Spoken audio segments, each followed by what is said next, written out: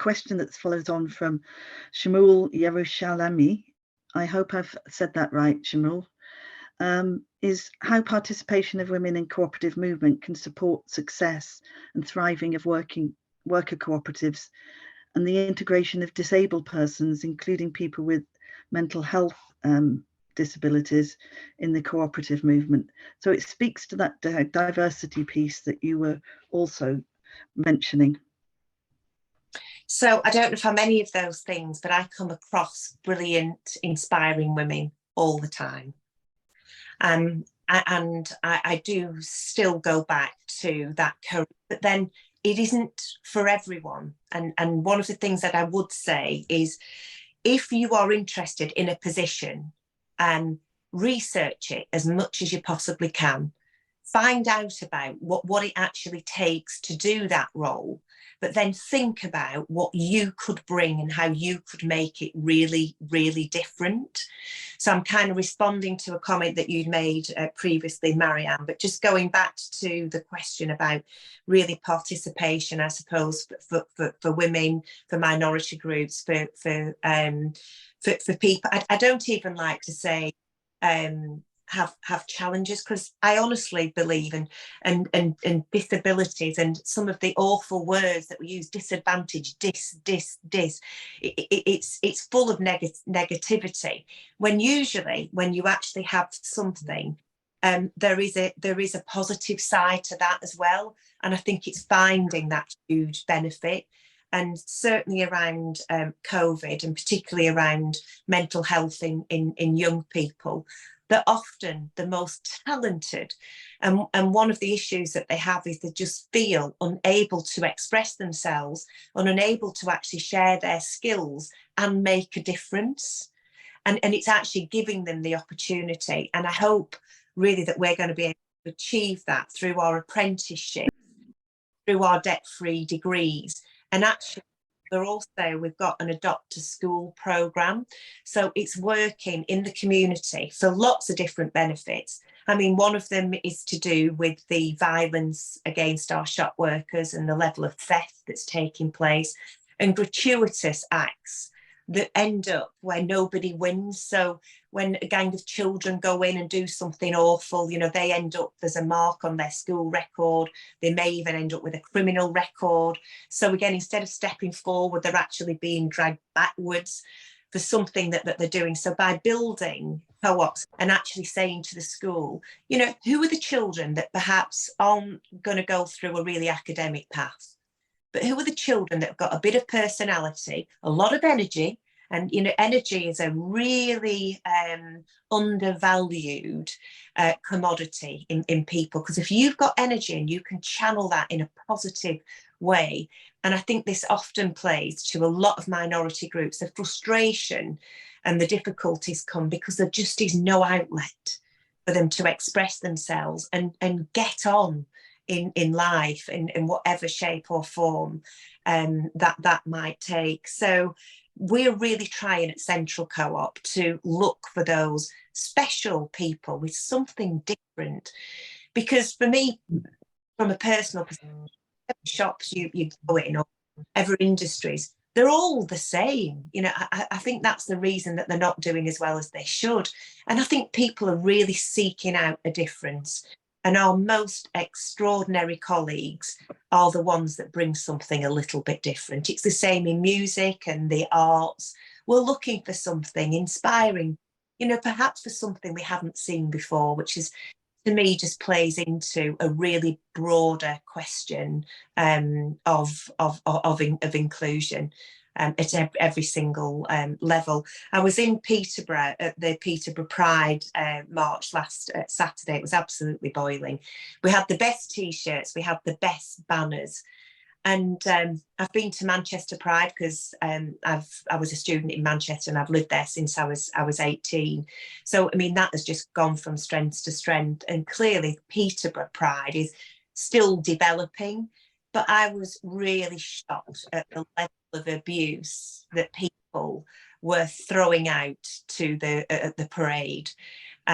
Really, really quite shocked. But what I was really pleased to see is that it was the security guards actually encouraging the march to be louder and louder, so it actually drowned out any of the challenges that were being thrown at them. But it did end at this amazing place, which were these allotments just outside the city centre, Peterborough. But I did feel like it ended hidden, where actually it would have been amazing if it had have ended as it does in Manchester, with the maximum impact and the most people together. And we're really open. We've made a pledge as an executive team in what we can do, especially obviously last month in the month of June, around inclusion, particularly on some of the broader aspects of inclusion. And one of mine is to listen and learn. My daughter, in the same way that I lived in a house with four amazing women, she lived in a shared house too. She went to Sheffield University. All of her friends are mixed race, all stunningly talented, physically capable. You know, they've just got it all. And I think we just need to see what is before us, and that this potential in people, they're all actually doing brilliantly, which is, you know, so great to hear. But they have to face an awful lot just walking down the street, day in, day out. And that really, really, really grieves me, that still in 2023, people Deb, feel... I'm going to cut in here, because we've got a few. No, I could listen to you all day actually, and I'm sure the rest of the people on the Zoom could. But we're coming near to the time, and I think we've got time for one more question, which is, if you could make one more change as chief executive of your co-op, or within the whole cooperative movement, what would that be?